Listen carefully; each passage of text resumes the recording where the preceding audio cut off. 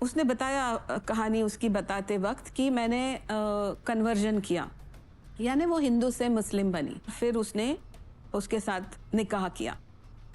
तो निकाह जो होता है ना मुस्लिम पर्सनल लॉ का एक लीगल कॉन्ट्रैक्ट है, आप बंध जाते हो वो कॉन्ट्रैक्ट से। जब तक कि पहला निकाह डिसॉल्व नहीं होता है या उसका तलाक नहीं होता है, आप दूसरी शादी कैसे कर सकते हो? ये तो बेसिक अंडरस्टैंडिंग है। उसने दूसरी शादी की, वो हिंदू कम्युनिटी में की उसने, ये वहां पहुंच गया बबलू, वो भी उसका मैरिज टिका नहीं। उसके बाद उसने काफी सारे अपने जो पैसे उसको पिता की जायदाद बेच के या जो उसको हिस्सा मिला था वो सारे इसके ऊपर लगा दिए। इसने मांगे, इसने दे दिए, उसने वो खर्च भी कर दिया, ऐसा उसका बोलना है। इस बीच उसका शायद तीसरे जगह भी रिश्ता हुआ अमिक के साथ, वो भी वैलिड नहीं होता है। तो इनके साथ जो शादी है वो वही शादी आज तक वैलिड है। आज तक वो शादी वैलिड है। अब बबलू जी के क्या फर्ज बनते हैं अपनी दोनों पत्नियों को लेकर? लीगली इन्हें क्या करना चाहिए, क्या क्या करने के लिए बाउंड हैं ये? देखो, जो शरिया लॉ है वो भी बोलता है कि आप अगर जो एक से ज्यादा पत्नियां रखते हो तो सबसे बड़ी बात है कि आपको सारी पत्नियों में समानता रखनी पड़ेगी। तो जो इज्जत वो अपनी पहली पत्नी को देते हैं उतनी ही वैसी ही इज्जत उन्होंने शीलू को भी देनी चाहिए। और जिम्मेदारी डेफिनेटली, जब शादी बोलते हैं, हम निकाह बोलते हैं, तो ये एक जिम्मेदारी वाली बात है। तो जो भी कुछ उसका रहने का खर्चा है, खाने पीने का खर्चा है, बच्ची के एजुकेशन का खर्चा है, ये सब बबलू की जिम्मेदारी है, उसने उठानी चाहिए। जैसा आपने भी कहा कि हाँ तरन्नुम जी के साथ गलत हुआ है, लेकिन ये तरन्नुम जी को भी समझना पड़ेगा कि गलत उन्होंने जितना किया है, खुद के साथ भी गलती किया उन्होंने, लेकिन आप दोनों के साथ गलत करने वाला इंसान ये है। तो आपस में लड़ने की बजाय उनको अकाउंटेबल होल्ड करना चाहिए उनको कि तुमने किस बेसिस पे कहा था कि मेरी तुम्हारी शादी खराब चल रही है। वो तो नहीं जानती थी ना कि उनकी शादी कैसी चल रही है। लेकिन झूठ की बुनियाद आपके पति ने बनाई और आप उन्हें कुछ नहीं कहकर सारी की सारी गलती का जो बोझ है वो सिर्फ उनके सर पे डालकर उनसे शिकायत कर रही हैं। ये आप अपने साथ भी सही नहीं कर रही हैं, क्योंकि जो जिस इंसान ने आपको धोखा दिया ना, आप उनके साथ ही हैं। धोखा तो हुआ ही है, गलती इनसे भी हो गई और गलती उनसे भी हो गई कि एक बार जब हमको छोड़ा ही नहीं, तलाक ही नहीं हमारी हुई, तो इनको तो दोबारा आनी नहीं चाहिए था कि पहले उनको छोड़ दो, जब हम दोबारा आएंगे। तरन्नुम जी, गलती यही हो रही है आपसे, जैसे कि ये अपनी गलती देख नहीं रहे, सेम वैसे ही आप इनकी गलती नहीं देख रही हैं। गलत करा है इन्होंने कि ये तो चली गई थी, बुलाया वापस इन्होंने, इनको नहीं आना चाहिए था, इनको बुलाना नहीं चाहिए था, इनकी शादी में टांग अड़ानी नहीं चाहिए थी। ये सब कौन बोलेगा? आप बाहर वालों के ऊपर उंगली उठा रही हैं, उनकी गलतियां बता रही हैं। जो आपका सिक्का खोटा निकला, पहली उंगली उन पर उठाई है, क्योंकि जितना गलत शीलू जी के साथ हुआ है उतना ही गलत इन्होंने आपके साथ किया है। जैसा मैम ने कहा, 2 औरतों की जिंदगियों के साथ खिलवाड़ किया और ढेर बच्चों के साथ। शीलू जी, आपके पास 2 चॉइसेस हैं, मैम ने बताया। एक ये कि ये आपको पूरी इज्जत के साथ रखें, दूसरा ये कि आप 2 बार ये शादी छोड़कर निकल गई थी।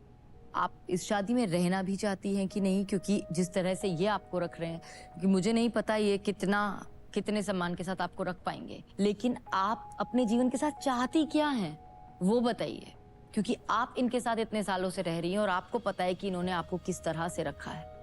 अपनी बेटी के लिए हम इनको एक मौका देना चाहते हैं, क्योंकि उसमें मेरी बेटी की जिंदगी खराब होगी। और उस मौके में आप क्या चाहती हैं? जो मैम ने कहा वो ये करें, मान सम्मान से जितना ये इनको देते उतना हमें दें, अपने घर का आधा हिस्सा हमें दें। हाँ, अगर अंडरस्टैंडिंग नहीं है तो ठीक है, हम अदर जगह रहेंगे। जब ये मैके जाती हैं तो हम वहां जाके रहेंगे। अब आप अपनी जिम्मेदारियां निभाने के लिए क्या करेंगे, ये हमें साफ साफ बता दीजिए। मैडम, जिम्मेदारी हम पूरी साफ साफ निभाते हैं कायदे से, किसी चीज की कमी नहीं रखते हैं। देखो बबलू, तरन्नुम अभी तक आई है कहीं बोलने के लिए कि मुझे ये नहीं मिल रहा है, वो नहीं मिल रहा है? शायद उसको मिल रहा है, इसलिए वो शांत है। तो उसी तरह जैसे आप तरन्नुम को पाल रहे हो ना, उसी तरह आप शीलू को भी पालो, तो शायद वो भी तरन्नुम के जैसे ही बर्ताव करेगी। अपने अंदर झांक कर देखो कि कहाँ गलत हो रहा है। अब तक आप क्या करते आए हैं उस पर तो हम बात कर चुके हैं। अब ये सब जानने के बाद, यहाँ से जाने के बाद आप क्या करेंगे, सिर्फ वो जानना चाहते हैं। जाने के बाद जो जैसे चल रहा वैसे चल ही रहा, मान लो हम तो सब चीज तो अपने हिसाब से रखे ही हैं।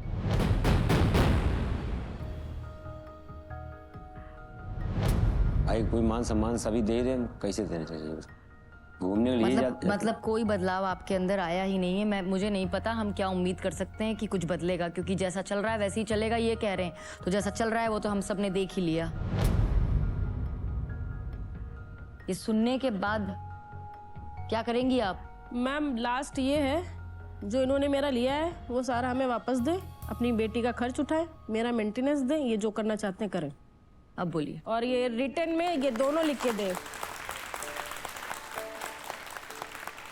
अब बोलिए। बेटी को अच्छा से पढ़ाओ, अपना पैसा ले लो, अपन खुश रहो, काम करो, मैं तैयार। पढ़ी लिखी और ये दोनों लोग यहाँ रिटर्न में लिख के दें।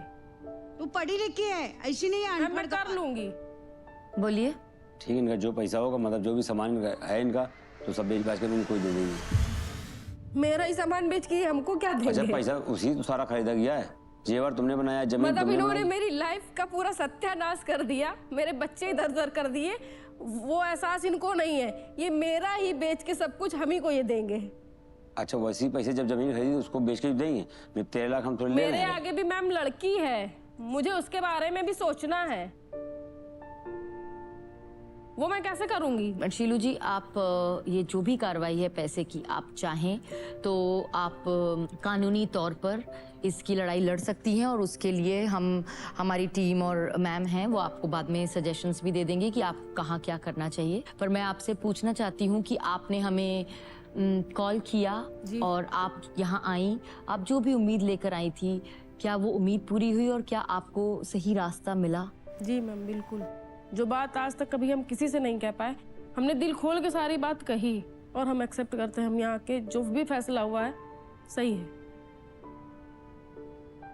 वो आदमी जो अपनी पहली पत्नी के होते हुए भी बड़ी आसानी से शीलू के प्यार में पड़ गया, आज कैसे फिर अपनी पहली पत्नी के साथ ही वापस सुकून ढूंढ रहा है।